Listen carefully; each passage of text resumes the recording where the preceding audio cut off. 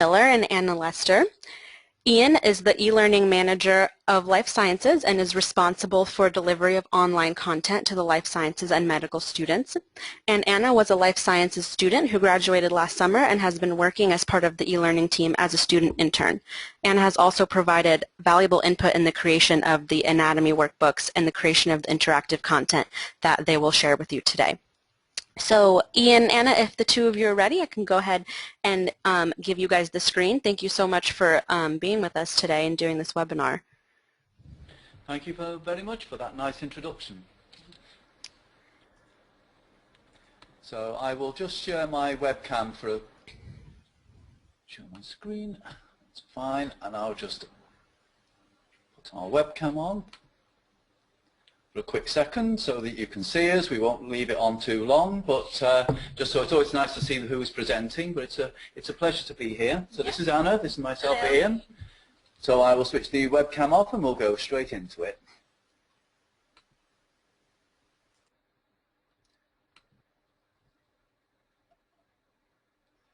Let's just switch that off and show my screen. So if we go into, so you should be seeing the opening slide, which just presents us. But I thought the first thing I'd like to do is just give you a bit more of a background on who we are, because obviously the University of Manchester is obviously might be well known within the UK, but isn't really that well known across the States.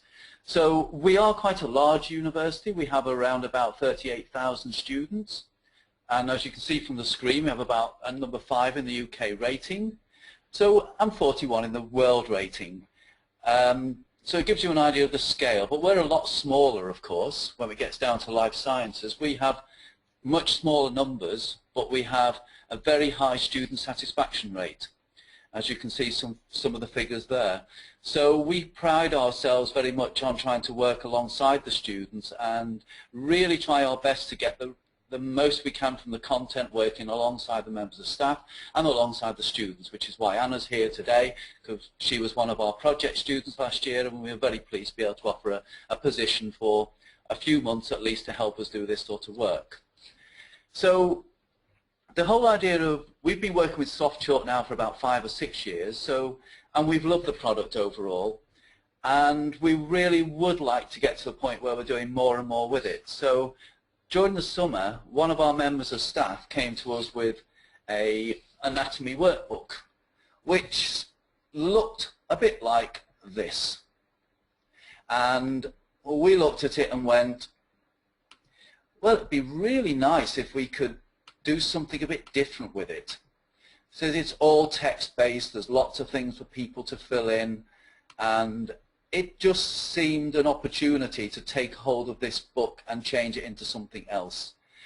It's currently, the booklet as you see at the moment is about 101 pages long. It's printed and then handed out to all the students, which they then had to fill in by hand. So there's a lot of printing, a lot of paperwork, and nothing can be assessed. The students don't hand it in, it was just done that way, and that's how it works. So our approach.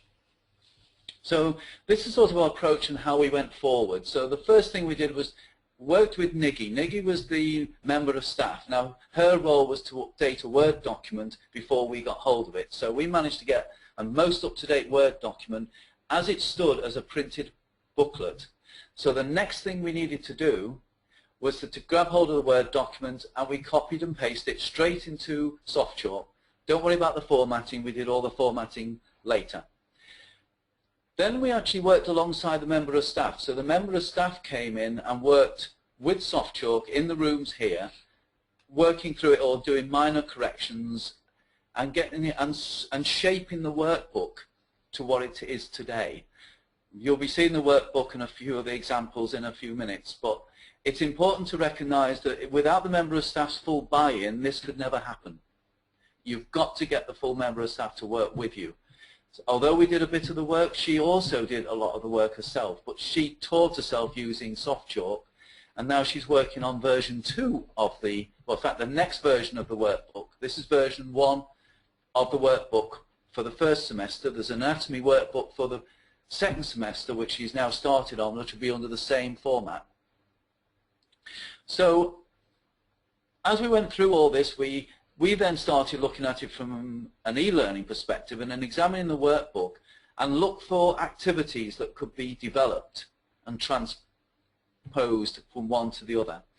The other thing we obviously have to be very careful about is quality checking throughout, because once you start changing something from one thing to another, then quality was always going to have to be double checked and triple checked. And the amount of times that things didn't quite get translated correctly, or the text was not quite right, or it didn't quite work that way, we had a lot of changes to do. But that's what you'd expect from going from a printed matter to an electronic form. And the final thing we did, by using the LTI in Blackboard, we managed to deploy it, which will come on a little bit later on. So that was our approach to get everything through. So then we went on to what I call the good, the bad, and the ugly. Some of our very quick impressions and things didn't work and why they didn't work and so on. And these aren't a criticism of SoftChalk, I might add. These are just observations and comments which are really good, because we're one of those groups of people. We like to go in and we'll say what we like that's good, and we'll also say what we like which is bad. And that's exactly what we're doing now. So moving forward on the online, it was simple. We can do student tracking. There's plenty of activities, interactivity, enhancing the content, you'll see shortly. And it was very easy to update. And by using SoftChalk Cloud, we have a single point of delivery. So we could deliver the workbook to multiple course units if required, which is extremely handy for us, and very easy to update from the cloud, which then replicates throughout all the areas. And the challenge part, which I'm going to let Anna do something now, just so your comments a little bit on the tables. Yeah, so when you're creating in SoftChalk, the tables quite often don't do what you want them to do.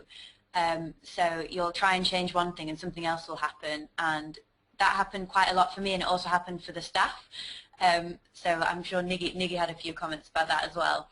And there was also the images disappearing, which they weren't not in the document anymore. You just couldn't see them, so you weren't sure if you'd lost them or if they were still there, but you just couldn't see them. So you had to. That was an issue that I think Niggy had to go back and redo some things because she'd saved it and she wasn't sure if it was gone or not, and things like that. So they're sort of minor things that we found were a bit of a challenge when using the software. And I thought it was worth mentioning, we are coming in, we're being very honest and upfront, and these are our experiences. The one I'd also like to show a little bit is that the look and feel, which has been mentioned from some of our members of staff, is that I'm hopeful SoftChalk will upgrade its look and feel a little bit in the coming years, but that's just a comment that's come back from staff. The EPUB, which we are very excited about, because we are moving towards moving all our handbooks into EPUB format for our students. We've had a few issues with the formatting. It's a bit slow, and there are EPUB video issues just at the moment. But it is in beta, and I repeat, it is in beta. I'm comfortable with that because I know they're working on it. And we're just moving towards this. But we're not moving away from it. This is the way. This is our chosen platform. And probably the easiest way to describe our journey is this one. It all seemed simple when we started, but the reality was it was swings, bridges, little boats, rain clouds. Everything you can go could go wrong and will go wrong. But generally speaking, we are getting there. And some of the things that we actually experienced were extremely challenging, particularly when we talk about something called a panoramic viewer, which we'll bring on to in a couple of minutes, which was one of our most exciting finds when we started looking at histology. So we'll move on to examples of what the changes were. Now I'm going to hand over to Anna now. Yeah. Because she's done quite a bit of the work on this, so it's always good for her to present. Yep. Okay, so this first example is online resources. So in the original anatomy workbook, the students were directed to specific web pages and specific videos and extra resources that they could go and look at to supplement the content that was in the workbook. This was for the student, or from a student perspective, from my perspective, this is annoying because you have to then you're reading the anatomy workbook, trying to complete the exercise, then you have to go into the computer, go and find a web page, and then find the relevant content to complete it. So what we did was to make it interactive was add clickable links and sort of resource sections in the sidebar that you can see here on our resource page. Yeah, so these useful links in the side direct them to a video website and a visible body website, which is part of it. And there are multiple clickable links within the workbook that the students can go to. And so there's a video atlas of human anatomy there. I'll come back to the videos in a minute. Yeah, okay, so the next one is the contents page. Again, this is annoying for the student because you've just got page numbers on the side, so if you wanted to skip to a specific section, you actually have to physically go and find it. So the simplest way to change this was to use the SoftChalk content tool.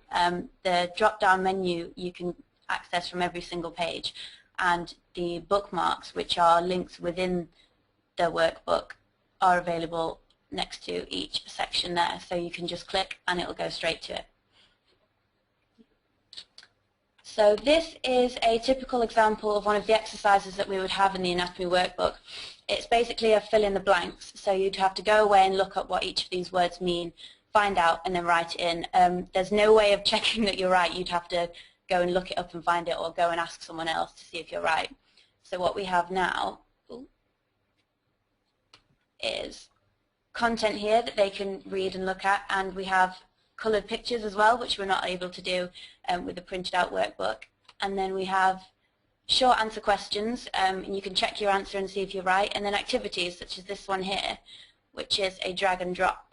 So you can test your own understanding of the information that you've been presented to, which is really nice. So the next one. Let's stop on that point.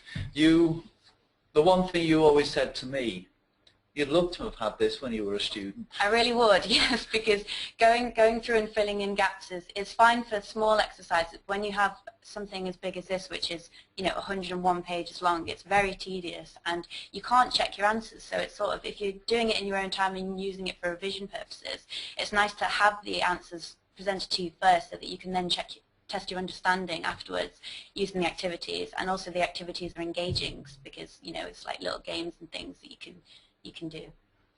So I think it's important. We'll stop at that before we go into the histology, and we'll have a look at some of the live sections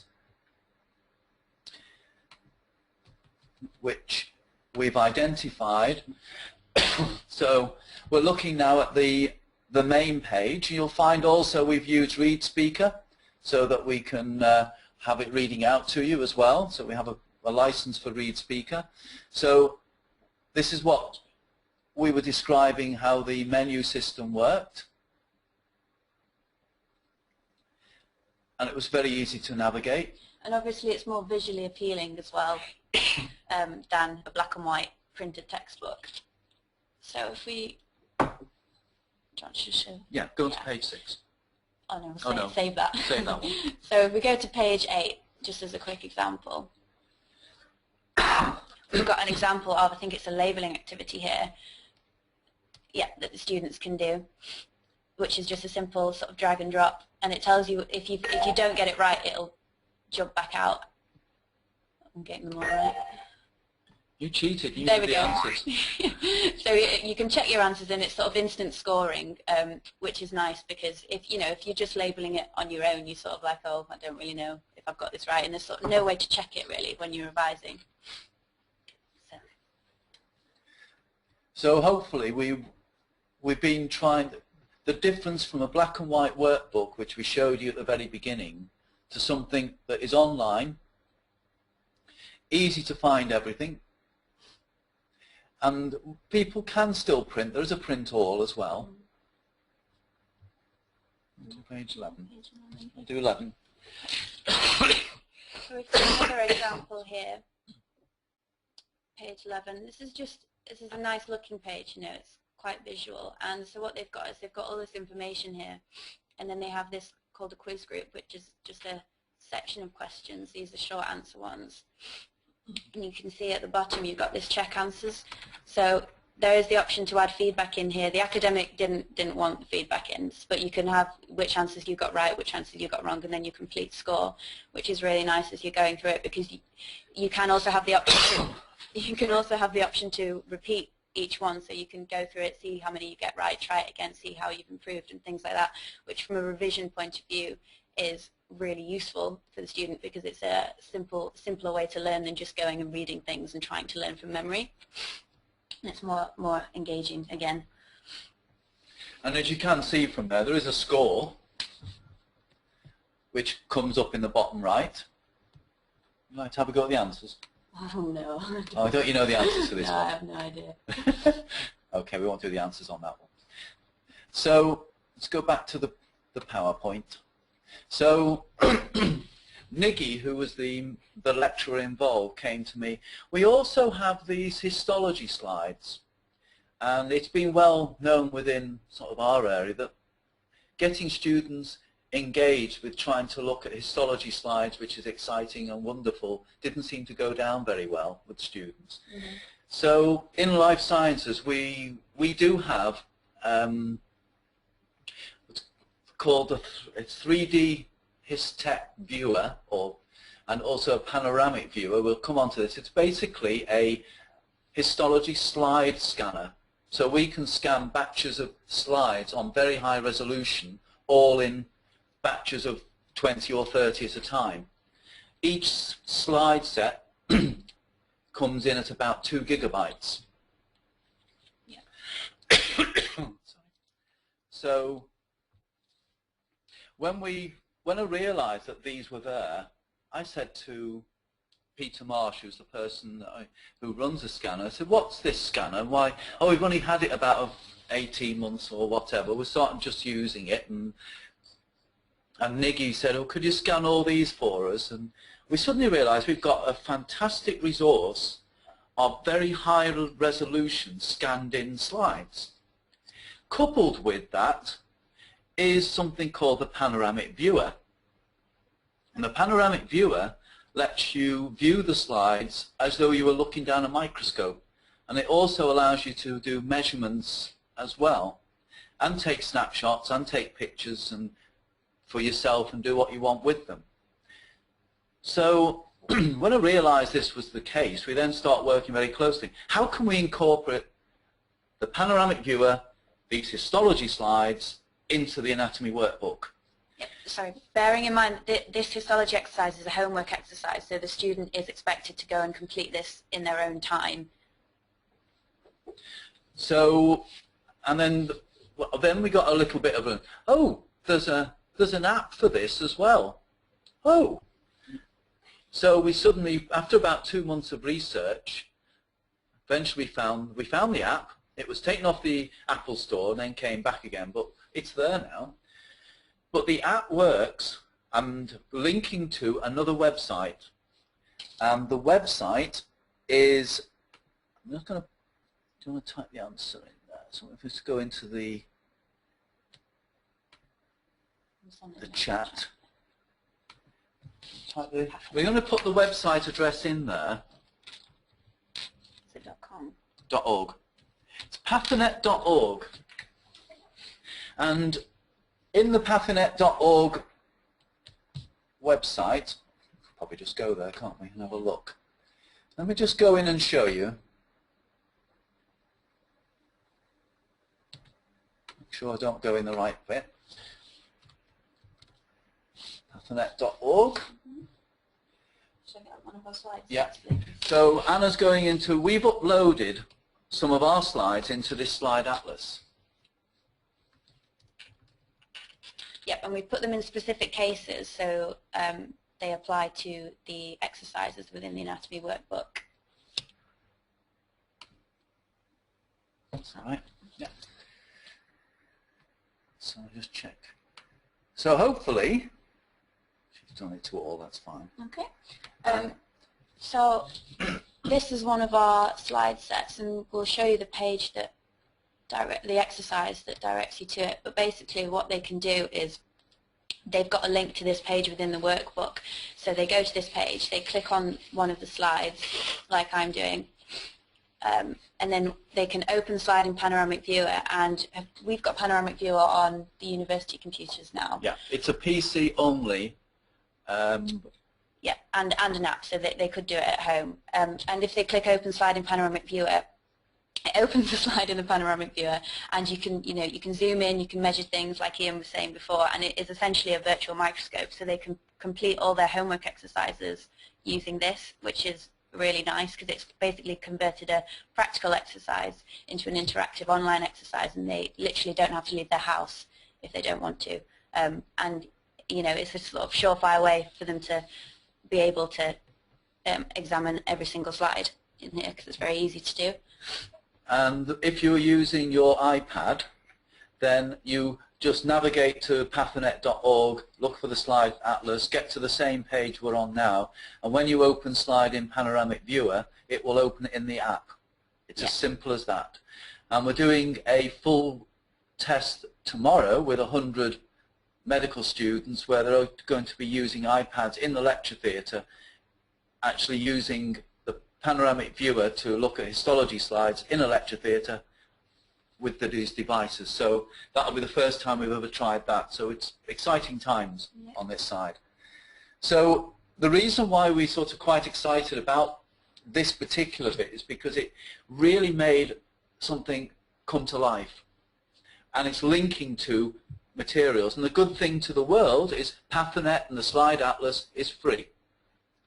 If you go to the Slide Atlas, you can search for any particular type of organ. There's a big long list.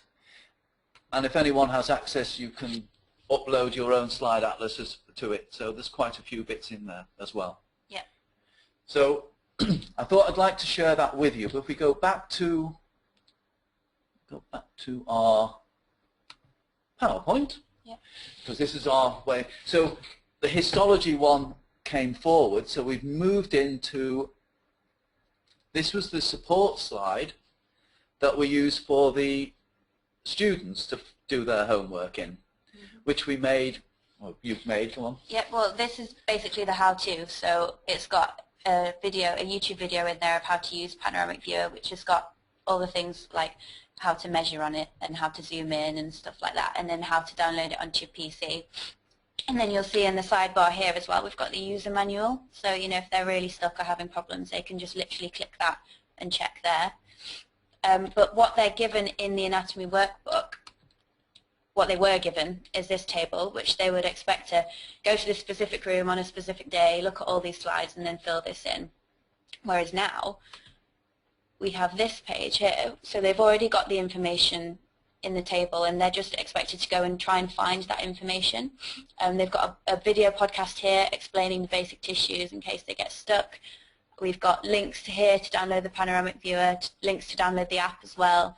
And then if you click this microscope, it takes you to the Pathonet slide set that I've just shown you, which is really nice, really simple, because everything's in one place. And then after that, what they have is a quiz, so they can test what they found using the Panoramic Viewer, and again it's scored so they can see their answers and check their answers.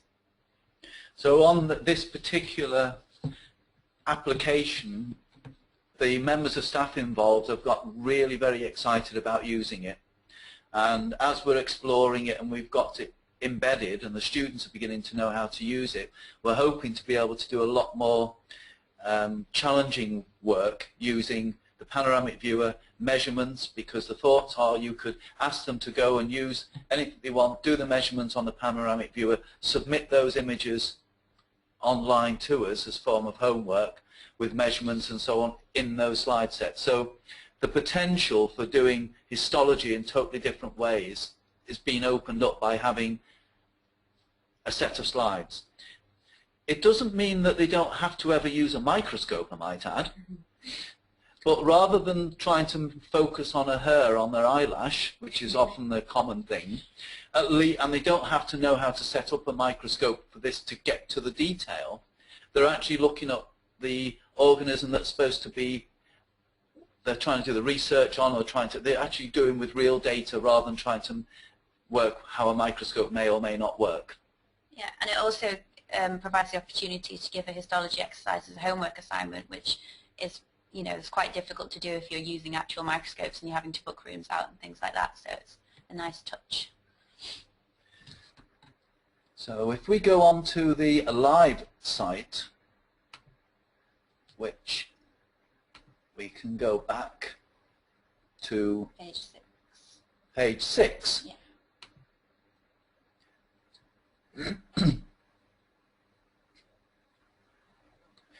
This is the web page that we pointed out earlier on in the PowerPoint, so you can see everything is there. It's a bit clearer on what the students are meant to be doing. The reference numbers are all there. It's right, isn't it? You just search for that particular bit on this slide. If you're doing it from this, you can just click here,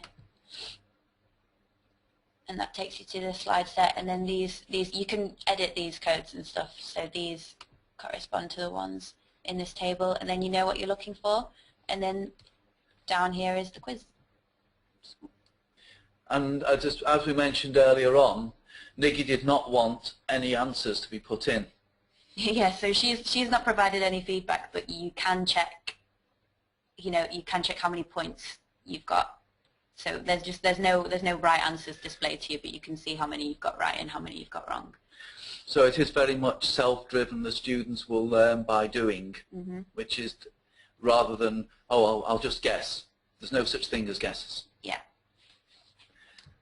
So if we go back to our PowerPoint at the moment, let's go through one or two other examples. Is that all right? Yeah, well, we've done that one. Skip that one. Oh, that one. We've done that one, haven't we? Well, we've shown them. Yeah. So let's go into that one. Yeah. Oops. Not that one. Go back to where I was. That one.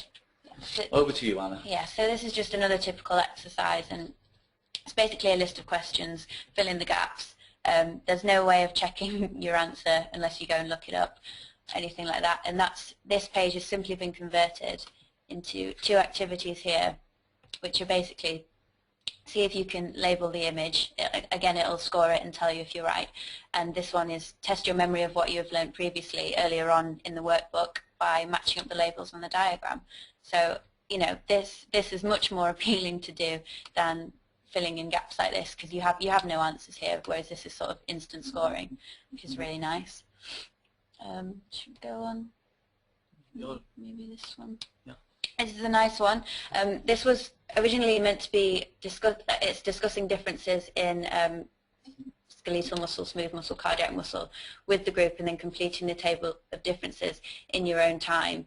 It's meant to be a homework book, this really, isn't it? Yeah. So it's like a revision material that you're going through. So you might be doing this on your own, and you won't necessarily be able to discuss the differences with the group and things. And then you've got to go and find out all the information and fill it in and label each one. And it can be quite tedious and stuff. Whereas a simple checking of your knowledge is this activity here, which is a SoftChalk activity. It's just a card sorting. So you click on it and then you sort the cards into each category. And again, you get instant scoring and stuff. And you've got images as well, so you can sort of see what's going on there. And it's just much more interactive and engaging for the student. And I personally would have loved something like this as revision material. A big book like this would have been brilliant to just work through and do, rather than, you know, reading over my own notes and trying to memorize everything. So this would have been great for me. A couple more examples here. Just fill in the gaps, which has simply been changed into this, which is a quiz group, and then I think that's a match. Yeah, a match activity there. And then another nice one is, again, examine the joint display. I have no idea where the joint display is. It must be in one of the rooms in one of our buildings here, and complete this table. So again, that requires the student to go and specifically find something and do. Whereas, you know, if they're just doing this as revision, they might not necessarily want to do that. But that's been converted into this, which has got nice diagrams. It's got your descriptions and your movement already in there, and then you can just test your knowledge with this activity here. And I think there are more activities for this information, but just a much nicer way of doing things, and everything's all in one place, so it's neater. Just looking through. Let me go through. So we've got.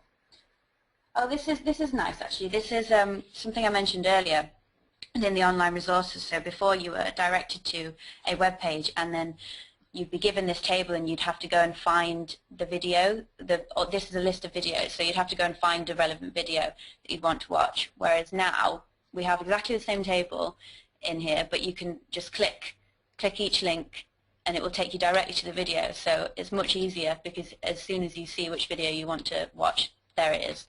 And we are trying to see if we can embed the actual videos within it, so they don't even have to navigate to a different page. I mean, it's worth. We do have a subscription license to Atlan's Video Atlas. Yeah.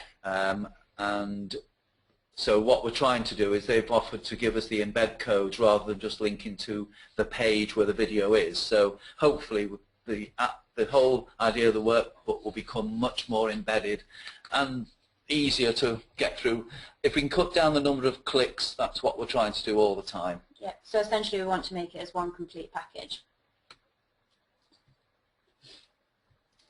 And then we're moving into a little bit further down the line. We ended up. Let's go into LTI. Yeah. So I think it's worth to remember the anatomy workbook was made up of 101 pages, and there was how many sections? Ooh, I think we had, it was split up into case studies, so I think we had 8 case studies, and then we had an introduction section and a panoramic viewer section and things like that. So we saved it within these sections so we could have links for each one. So when it ends up in Blackboard, we ended up with an item in Blackboard, which is just case 5, which is the one I've illustrated here. And because of the way we've built things in, I only put the LTI link in this week and to start tracking what the students are doing. So this is the first time we tried to track some of the activities. Sorry, I think it's just worth mentioning that each of these these are sort of weekly exercises, so they've been released one at a time rather than all at once. So they're expected to complete one in a week, if that makes sense. That's right. It's time release in Blackboard, so we had to be careful. I would love to show you more things after case 5, but they're not being released to the students yet, so I've been told I can't show you anything. But when we went into Blackboard, we can start seeing activity from the students. And what is really quite interesting is when you use an LTI link, you cannot identify the student because it does an encrypted key, which is quite crucial to us for data protection and everything else. So although this is in the score center, we can see there's an activity here, and if we look a bit closer, we can see all the activity here and what the student's been doing and what scores their answers and so on, which means we've got a way of seeing how good the students are doing. The marks for this are actually recorded in the grade center in Blackboard for the student to see.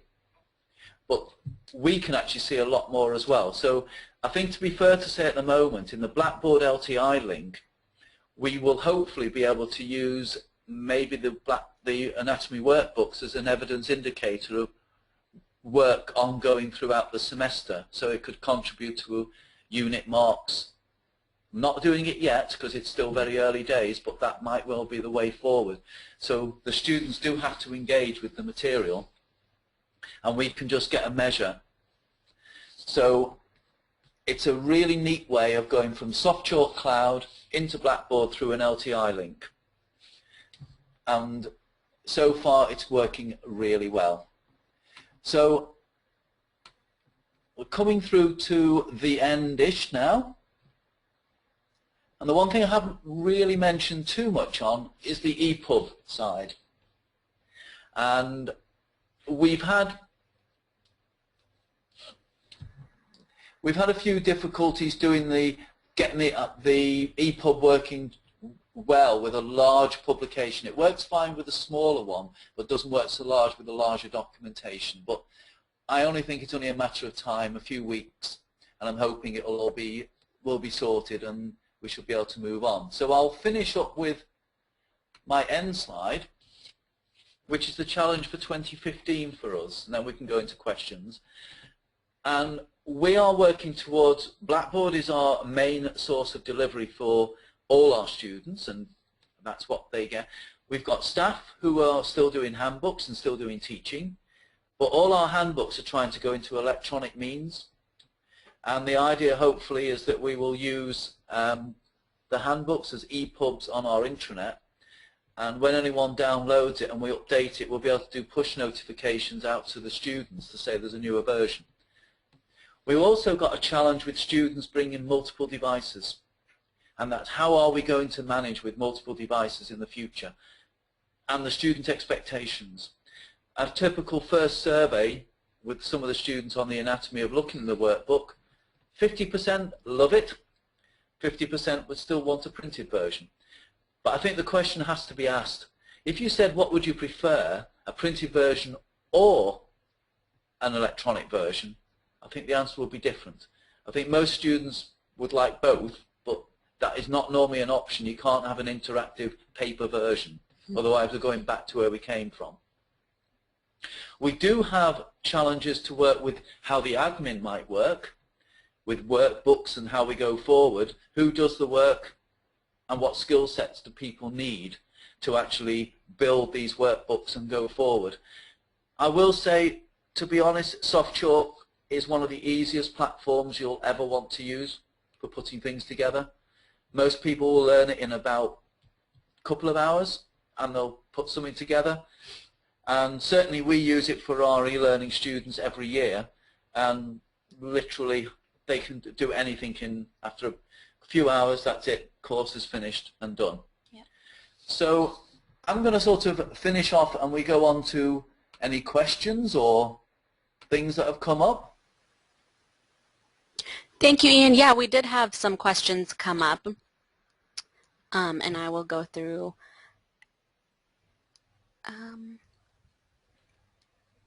Okay, so before you had talked a little bit about the panoramic viewer that you guys use in your courses. You had mentioned that it was available for PC only, but is it also, you can also use it on iPads? I think someone was a little bit confused about that. Yeah, the main software for the panoramic viewer is a PC-based software, and there is an iPad app for it, so it does work on the iPad, but it does not work on a Mac, and that's what I wanted to clarify. There's no Mac version of the panoramic viewer. So if you need to use panoramic viewer on a Mac, I use VMware Fusion or Parallels, and I use a Windows bit on my Mac, if that makes sense. Okay, great. Yeah, that answers her question. And then we had another question come from Christine. She was asking about the slides on the Pathonet site. Are they Creative Commons licensed, or do you have to obtain rights to use them in your SoftChalk lesson? No, they are. It's a free upload area because it's free to the world from what I can see. So all the slides that we've put up under our case studies and so on, I'm very happy that anyone else would like to use them. That is fine, because I asked the members of staff, and there's no ethical issues over that because you're not actually mentioning who they came from or anything, so there's nothing problem. So yes, they are under Creative Commons. I would suggest that if they are used, that you would just recognize that they came from the Pathonet website. Okay, great. And we did send out a link to the pathonet.org, so everyone should have received that in their chat. So also Suzanne asks if you can just provide a little bit more information on how you use the fill-in-the-blank exercises. I think you had shown that in your lesson. So I think she just wanted to sort of see how the fill-in-the-blank lesson works, if the student types in the field, or I think yours were a dragon. I think yours. Questions. I'm sorry? Sorry, do you mean the short answer questions? I think she might have been referring to the drag and drop. I think that's when that came up. Suzanne, if you want to sort of explain your question a little bit further, I can definitely, we can go back to that. Yeah, so what I was saying was basically that the students would be given something like this before, so this exercise here is a fill-in-the-blank exercise, but then that has been converted to short answer questions and then like a match activity down here. Okay. Mm-hmm. Yeah. And so she also asked, how do you notice if it handles spelling errors well, or you actually have to go in and read the questions? It's not no, you preset have to go answers. in and do it, yeah. Right. Okay. And then Sharon asks, will you be creating an EPUB book that you can then distribute outside of Blackboard? And I think Ian touched on this a little bit towards the end. I hope we will be able to. At the moment, it's not in a. It's a bit. I've mentioned it's a bit sluggish to work on the iBooks at the moment. So we've been sort of waiting until we get something that's really well usable before we can do much more with it. Yeah. I think because at the moment the online resource we've got now works absolutely fantastically, not a problem at all. But the EPUB one, the problems that. So not the problems, the issue to have with EPUB, then you have to change it slightly because you can't have anything in the right-hand menu structure. So we have to reformat it slightly differently for an EPUB. But once it's done, I think it will be really, really very good. Yeah, and we have successfully released tutorial handbooks using SoftChalk as EPUBs, which worked really nice. There was no interactive content in there, but the EPUB with that static content worked really nicely, the conversions. So. And that's worked beautifully on Redium and on Android and everything, all platforms. Yeah. So it's been really good. So that is one thing that we are taking forward. That most of our handbooks, well, trying to work towards most of our handbooks by next September will not be printed, and will work down the SoftChalk and be online. Which is why I was alluding a little bit earlier on about having. If you know that a student's taken a copy of an EPUB, you can actually say, well, actually, there's a newer version available, and push a notification out to say there's a newer version. But because we've got a very good intranet, we know exactly who's downloaded and when they've downloaded, and that captures their email address, and we can then just send another link out. Right. And then we had a question from Judith. She asks, can you see how long students spend on the workbooks as well as their quiz results? You can see from the score centres, you'll be able to track how long they've been in from the LTI link in Blackboard. Yeah, and you can see when they've completed it as well, because they have to click finish and they can email themselves their score and things like that.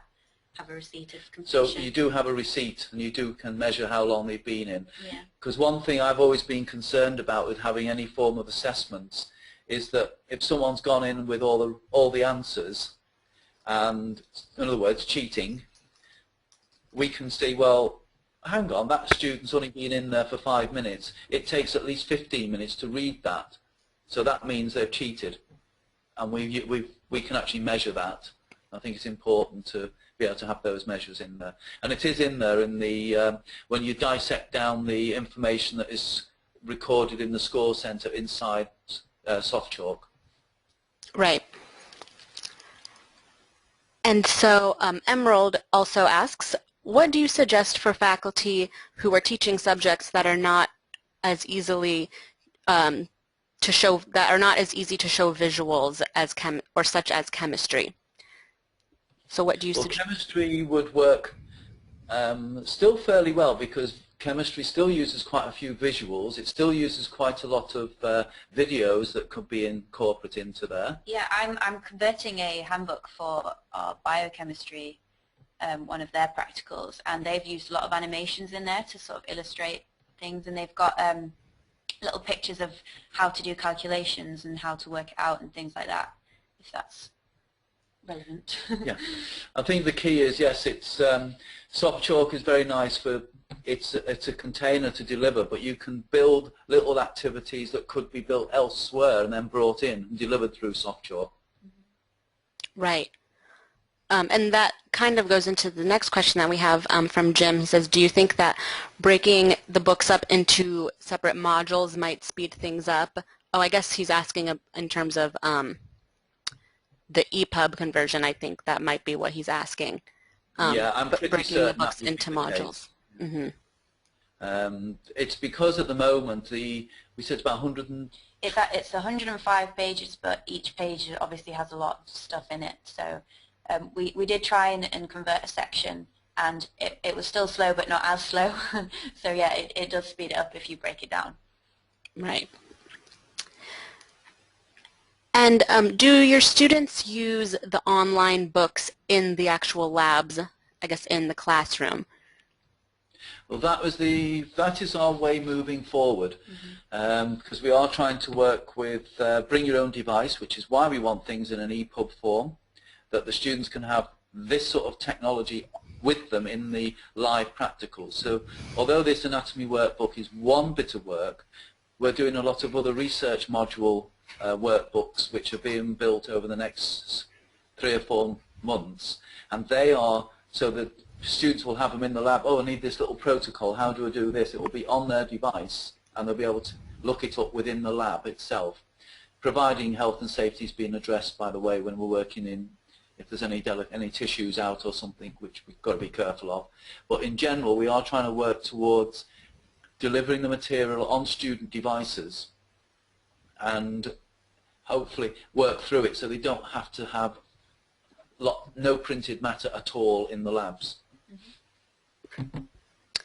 And about how long would you estimate it took your team to convert the old workbooks into SoftChalk lessons? A while. I would say now, there's 2 ways of doing it. It took us a while because we were also training the member of staff, to be fair. Yeah, that's true.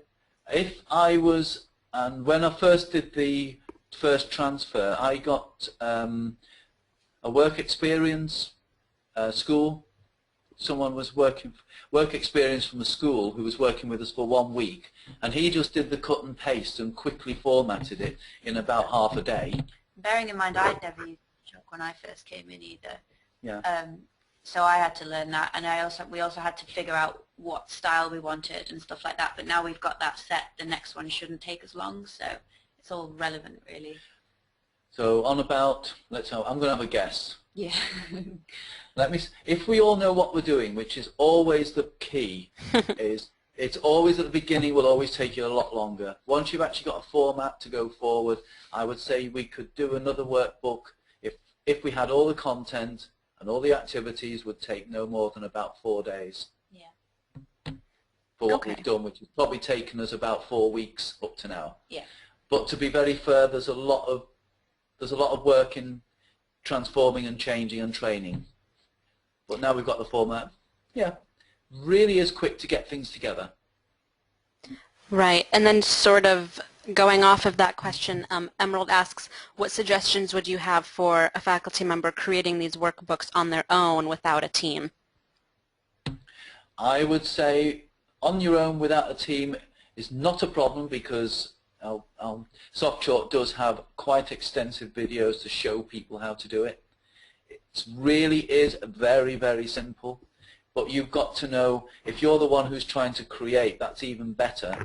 But you should also make sure, I say most teachers know exactly what they're trying to get over. They should easily put together something within a short space of time, providing you've got everything sorted. I always recommend, if you remember, my first approach was start with your Word document and have everything formatted in, not formatted, but just ready in Word, and then just cut and paste the whole lot straight into SoftChalk. And it goes together very quickly after that. And then Heather asks, do you have any results on assessing the student learning? For example, are they doing better on the exams from using the online lab books, or anything that you've noticed like that? I think at this stage on this particular one, not on this one because it's only just been deployed. It's going to take another year before this happens. With some of the other scenarios that we've built, which is not really applicable. We have had where students have had to work through similar type of scenarios or practical work-throughs, their exam results have gone up rather than doing it in the old-fashioned way. Okay, and we did have one last question that I see. Sarah asks, were the lab text publishers cooperative in giving you a Word document version of the text, or how were you able to gain access to the documents? The Word document was originally written by the member of academic staff, so we didn't have any particular problems that way because it was all built in-house. Likewise, I think most of the publishers are normally quite receptive to working with us on this is what, if you don't try to upset anyone, just say this is what we're trying to do and can you work with us? For example, we mentioned about the Atlas, the Acklands Atlas that we use. That we pay a subscription to, but we can use any of their material in our workbook for free, providing we still pay a license to the publishers. So that's not a breach. But if we change and do something a bit more open resource this way, then obviously we wouldn't be able to use that because they've only granted us a license to use it within our workbook, within our institution. Right. And then we did have one other question come in from Emerald. She asks, do you suggest recruiting students to assist in testing the workbooks as a research project? I would say that would be, I would do two things. I would even look at getting students to actually build the workbooks and get the students to test it. Let them do both. Because the one thing that as we started at the beginning, Anna was a project student with us last year. She went through the mill, if you know what I mean, but she brings that experience from the student perspective. Oh, that didn't work that way. It'd be better if we did it this way. And I think building student expertise into building, and SoftChalk is such a product that students can easily put it together, and then have the students test. That is a very strong model to go with. Right. Thank you so much, Ian and Anna. I don't see any more questions that have come in, but I just wanted to thank the two of you so much for your presentation. I think everyone learned a lot. Did you guys have anything else that you wanted to add before I show people how they can contact you guys or learn more? Yeah, it was a pleasure to present what we've been doing, because I do feel from our perspective that this is something quite unique and it's opening up the doors for doing a lot more in the future, and it's nice to share it with other people at this stage. Anna? Yeah, I agree. Just agree, that's fine. But anyone's got any other further questions, by all means you can email us and we're very happy to forge links. Great. I'm going to take the screen back and just share with everyone Lovely. how they can learn more. And thank you again so much to the two of you for your webinar and for taking your time with us today all the way from the UK. So like Ian said, if you guys want to learn more, you can contact him. His email address is on the screen. And if you want to learn more about SoftChalk, you can visit us at softchalk.com or send us an email at learnmore@softchalk.com. And thank you everyone for joining us today.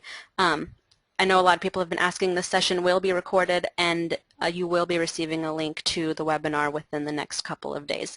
So thank you again, and I hope everyone has a great afternoon. Thank you. Thank you.